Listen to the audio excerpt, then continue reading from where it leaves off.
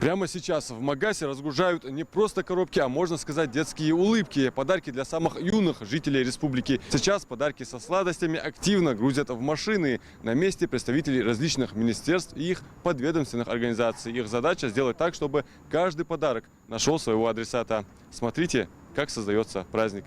На площадке разгружают больше 4000 новогодних подарков. Сладости, чтобы порадовать самых маленьких. Сегодня мы получили более 4000 подарков от благотворительного фонда «Софмар» для самых юных жителей нашей республики. Всего самого наилучшего в будущем году нашим детям. Дал Ирздолж Беркет и Вахар Халсар.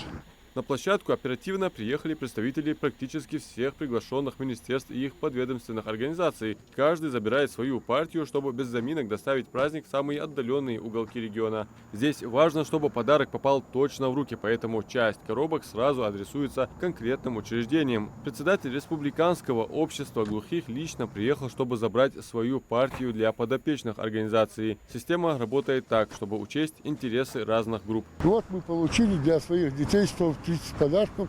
Конечно, очень благодарны всем, кто организовал это, и за подарки, и за то, что мы порадуем детей наших.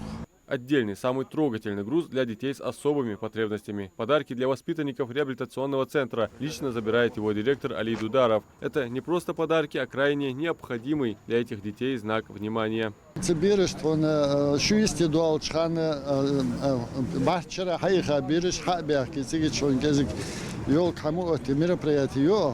از мероприятие чхан спадарк амелцан кудо волк спадарцан дабити салам халт сбери чо возбели чо рез болуш он хаберки ше подарки исе кезик артистиш бобе кезик он бери док хаста да догито.